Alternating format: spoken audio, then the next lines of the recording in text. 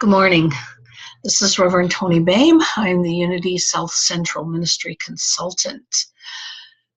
This morning we're going to discuss second-tier organizational practices. Second-tier organizational practices, these come from a book by Frederick Laloux, Reinventing Organizations, and they are also in the Module 2 Leadership process that we teach in regards to leadership skills, developing leadership skills within your ministry for your board and team leads. I want to talk a little bit about second-tier practices. What do we mean by second-tier practices? I'm speaking of second-tier practices from the standpoint of spiral dynamics and that momentous leap that takes us to the second tier. We know as a collective society we've been working out of the memes of first tier consciousness, and we have been working to make those momentous leaps into higher levels of awareness.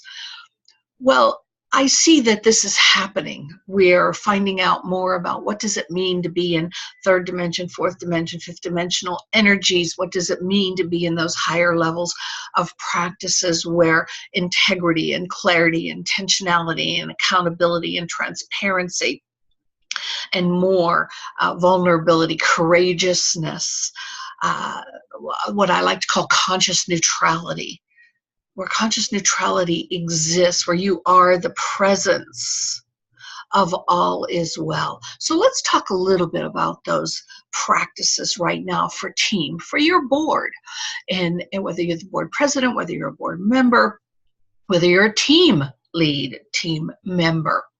So what does second tier consciousness hold as norms for organizational practices? And any of you who have worked with me know that I truly am about best standards of practice. From my nursing career, where I have a master's in nursing and was working with the American Nurses Association to create best standards of practice for nursing, I believe, or whether it has been through Unity Worldwide Ministries, where I developed the best standards of practice for welcoming programs, I believe that best standards of practice help us create our default responses for practices within our systems that desire to lead the way. If you are a team that desires to lead the way, then incorporating these organizational practices will support you. There are capacities and practices that are engaged in that are not self-serving. They always consider what is the highest and best for the ministry, taking me out of the equation even though I'm on the board. Because my job is to hold the highest and best for the organization. So how can we serve, and what is the highest and best for all? So these practices are not socialistic in nature, but they are steeped in service, in trust, and the unity of all and the unification of all for the highest of good. When second-tier consciousness is alive in an organization, its teams are willing to do the following, and I'm not going to be able to talk about all of them, but just know that this leadership training is available for your teams. That when you have these practices alive within your system, these practices of accountability, transparency, they support what I like to call that conscious neutrality, that opportunity to be in the midst of creative tension and still draw upon the higher power, the higher source, the presence within you to bring a sense of calm regardless of what is happening around. In second-tier practices, we don't take things personally.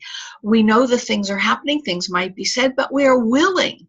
We have the courage to sit in the midst of discomfort at a 10 and to allow the creative tension to call forth something new and dynamic. And in second-tier practices, personal goals or agendas do not dictate where we want to go, but truly that deep listening to the call of life and sustainability and dynamism for our organization and where it wants to take the team or group. There is a desire for collaboration over control. Many boards do like the fact that they are in control, but and persons on the board like to be a control center, control factor. But in second tier practices, we move into this sense of collaboration. We're collaborating with all levels within the system in order to call forth the highest and best. And that's why with vision, mission, and core values, we bring together the whole community to create vision, mission, and core values so that there is buy-in at the deepest level and not just a board sitting in a room and creating. Same thing with development of a strategic plan. I have an incredibly slick system for creating a strategic plan that can be almost effortless, but it's also inviting the whole of the community into it. In second tier practices, we can give and receive feedback that supports the higher system without fear.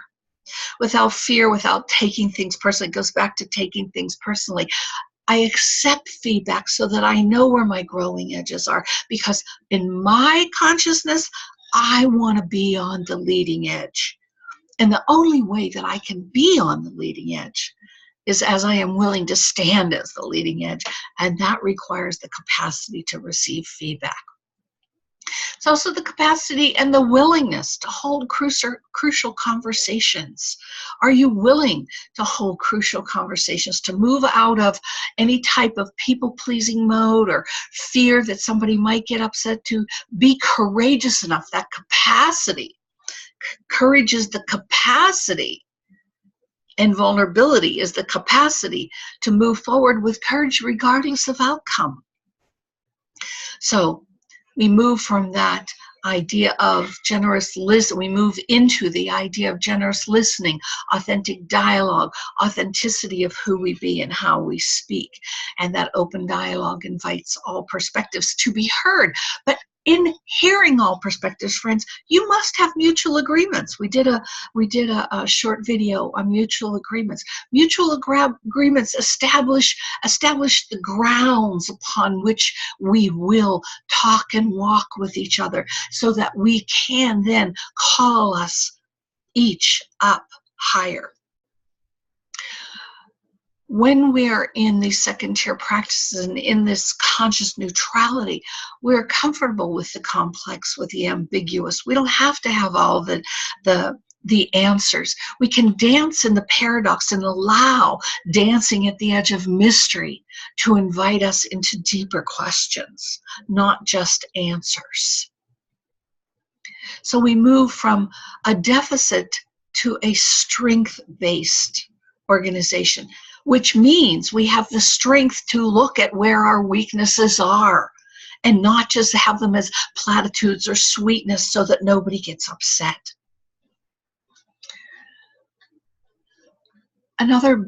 For me, another big thing in this second tier leadership is that we are risk takers.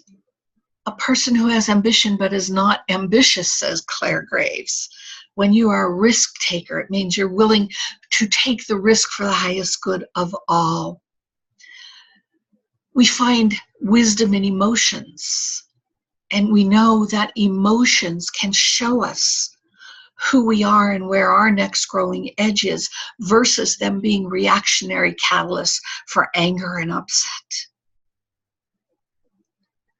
I love the idea, when I'm really in conscious neutrality and practicing that next level, that I can look at what is and find what is interesting versus blaming and making things wrong.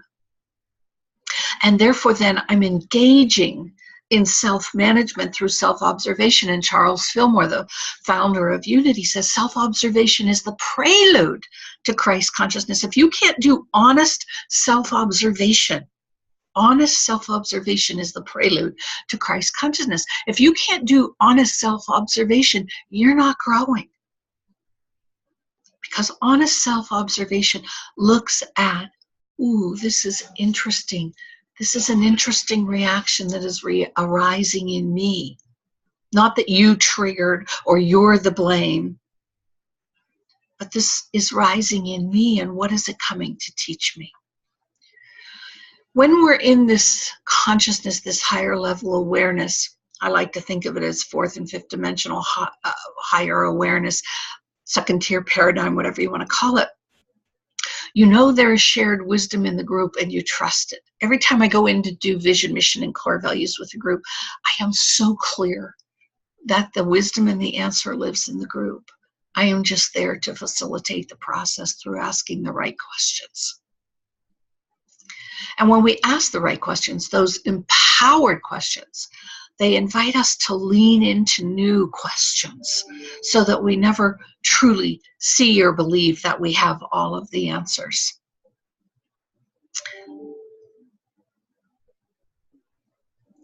And one question that gets asked a lot is, how can everybody have equal power?